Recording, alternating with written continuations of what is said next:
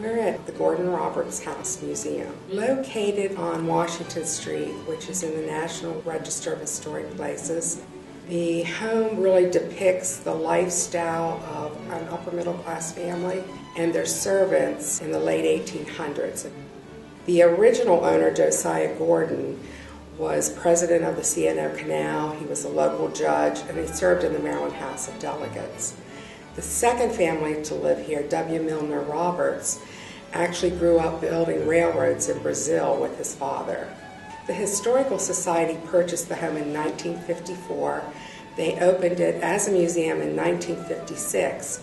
However, at that time, there was absolutely nothing in the house. Over the last 50-plus years, many collections have been donated, and items from the second family have also come back to the museum. The key focus of the Society is preservation and restoration of historic buildings. The second part of their mission is education, and they put a lot of focus on educational programs for students of all ages. Good morning, boys and girls. The Union Grove one-room schoolhouse was actually restored with a grant from the Maryland Historic Trust. And today we're able to offer programs to school children to experience a day in the one-room schoolhouse.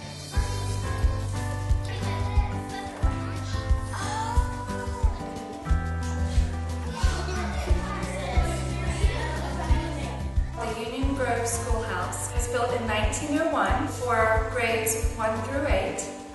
The kids get to experience what it was like for the children with 1st through 8th graders in the classroom. So when we do math problems, some of the students are working on 1st grade work, some are working on 4th or 5th grade problems, and other ones will be up at the desk doing problems orally with the teacher.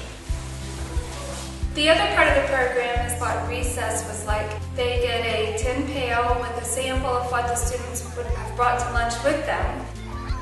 Then they play games such as tug of war, barrel and hoops, and the students love playing the games outside.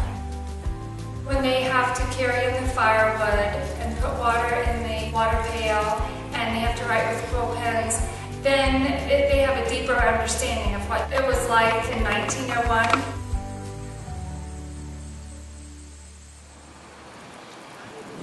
Probably the earliest significant history of Cumberland was really the building of Fort Cumberland. And Fort Cumberland was an outpost in the French and Indian War. George Washington was here, early on as a surveyor, and later at the fort under General Braddock. The site of where Fort Cumberland stood today is Emmanuel Episcopal Church, which was built in 1849. And the church, visitors can go in and see 3 Louis Comfort Tiffany stained glass windows. If they visit the church, there's a large model of what Fort Cumberland looked like. The only remaining part of the fort is George Washington's headquarters, and it has actually been moved from the site of the fort to nearby Riverside Park. Visitors can visit the headquarters, and by pushing a button, they can hear a little bit about George Washington. They can look into a large window to see the interior, and at times throughout the year, the headquarters is open for visitors to step inside. Also located within Riverside Park is a monument commemorating the 200th anniversary of the building of the National Road from Cumberland to Wheeling. And the Riverside Park is at the 0-mile marker of the first National Road, which is Green Street. From Riverside Park, they can walk a pedestrian bridge to the Western Maryland train station, and from there they can take an excursion on a steam engine from Cumberland to nearby Frostburg. They can also visit downtown historic Cumberland, the Canal Museum, and the Allegheny Museum.